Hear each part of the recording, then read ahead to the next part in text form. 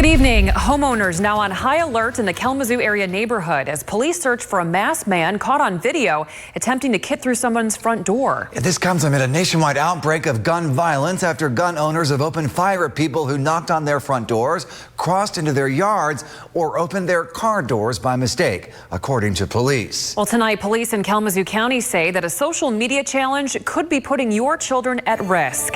News Channel 3's Autumn Pitcher joins us live in Kalamazoo with a closer look. Autumn?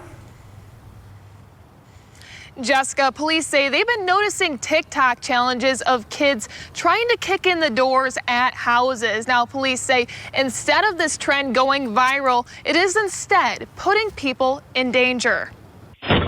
Kalamazoo Township Police were given this alarming video by a Westwood Neighborhood resident.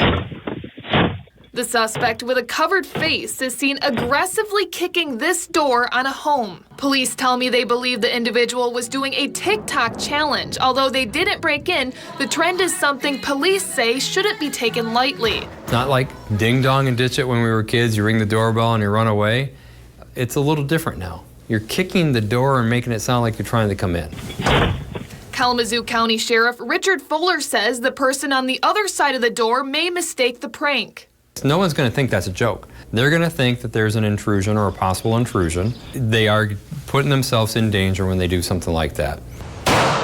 With heightened crime across the nation, individuals are taking matters into their own hands. Never before have we seen so many firearms being used by people who are not as trained as a police officer. In Kansas City, Missouri, 16-year-old Ralph Ural was shot in the head and arm when he showed up at the wrong house to pick up his siblings. The homeowner felt like they were in danger, and they used a firearm with tragic consequences. Over in Texas, a 25-year-old man is accused of shooting and injuring two cheerleaders in a parking lot when one of them opened his car door thinking it was hers. I believe that what's happening is more dangerous than people will give it.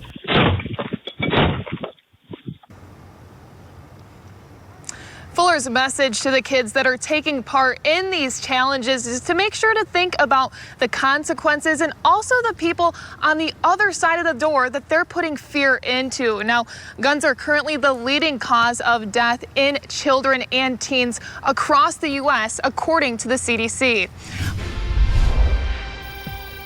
There's now one bill coming out of either one of these bodies that's about accountability or transparency. These families will be stuck having to figure out what the hell happened. State Senator Roland Gutierrez continues to demand Texas lawmakers do more to protect children and schools from future shootings. He's also criticizing lawmakers involved in passing multiple school safety bills today in the House, saying the proposals don't go far enough. CBS Austin's Paige Hubbard is live at the Capitol now. Paige, you spoke with a political expert about why passing common sense gun laws has been so tough this session. I did, Hema, but first, Senator Gutierrez seemingly slammed those school safety bills today during a press conference. He also said that he supports anything that will make schools safer, but believe legislators aren't focusing enough on gun safety reform. In what world are we living in that three men can't decide on what needs to get done? Texas State Senator Roland Gutierrez's district covers Uvalde, where last year's shooting at Robb Elementary left 19 students and 2 teachers dead. He's continuing to call on Texas lawmakers to create stricter gun law policies that can prevent such tragedies from happening again. They're going to pat themselves on the back saying we had these gun safety bills. We did something, not gun safety, scratch that, school safety bills. SB 11 in the Senate, HB 3 in the House. That's what most of you have been calling me about. House Bill 3, which requires every Texas school campus to have an armed security officer, and HB 13, which would require schools to have active shooter preparedness plans, both received final approval on Tuesday. Gutierrez believes raising the age to buy an assault rifle and establishing red flag laws would provide better protection to schools and communities. Dr. Michael Adams, political science professor at Texas Southern University, says both are good efforts, but doesn't think such gun control measures will pass this session. I think it's more of a political issue, and where politicians are usually concerned about two things only, and that's election and re-election and the way they frame the issues. So I really don't think we will get the age raised in this session of the Texas State Legislature. Still, Adams feels lawmakers should take suggestions from Uvalde families into consideration. Many have asked for common sense gun laws. During Tuesday's press conference, Gutierrez shared the story of Uvalde survivor Maria Zambos, who used her hand as a shield during the shooting. People in this building need to put their hands up and defend these children. They need to put their hands up. They need to put their hands up to defend these kids. Today, Gutierrez was also questioned if he has any ambitions for running for a higher office.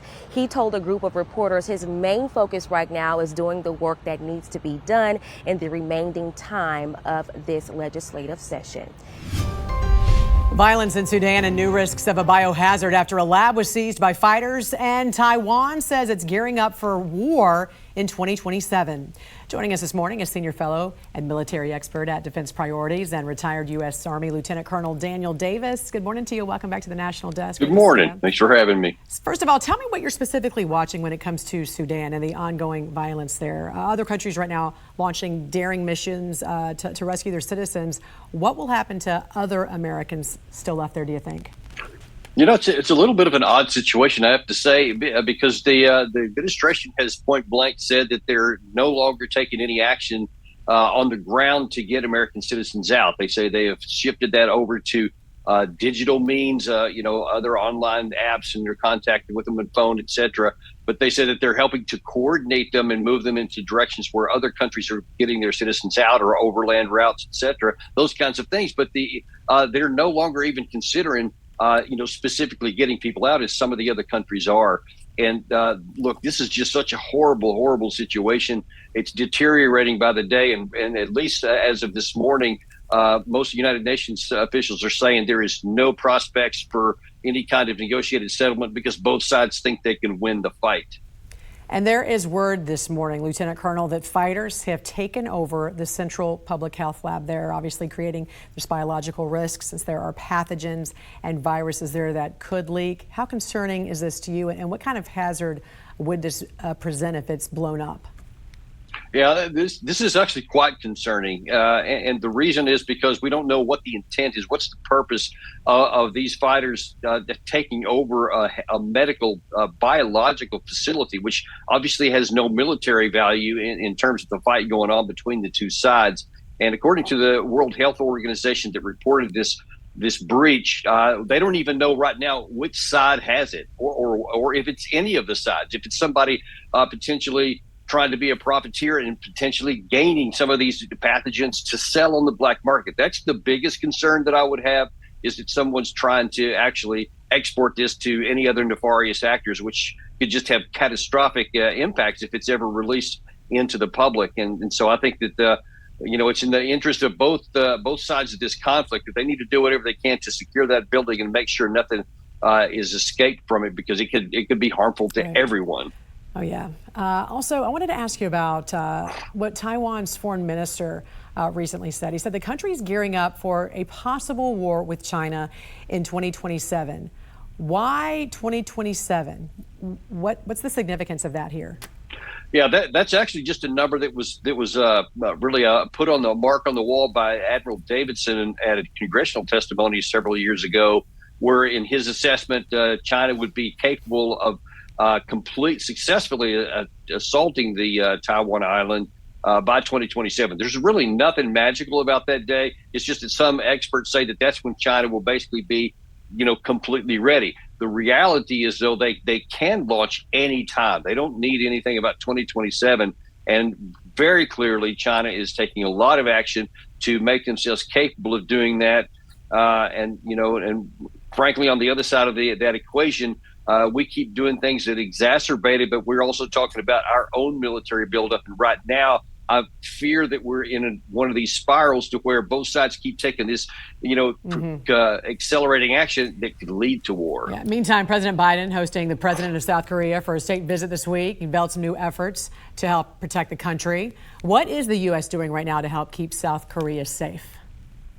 Well, primarily South Korea is keeping itself safe, and that's what it's supposed to do. That's why they have their armed forces, and the United States is a backstop to that. But the reality is that North Korea may have up to 60 nuclear weapons, possibly even more in the intervening years that they've been doing that. But the truth is that the combined conventional power of the United States and South Korea is significantly more than the North Korean. And of course, the American nuclear arsenal dwarfs, by the orders of magnitude, anything the North would have, which means that we can deter North Korea indefinitely. As long as they keep doing their exercises and making their threats, they do that out of self-preservation. But the chances of them launching an attack on the South is just almost non-existent, because they know that would result in their complete destruction. Lieutenant Colonel Dan Davis, always a pleasure talking to you and getting your expertise. Thanks for joining us this morning.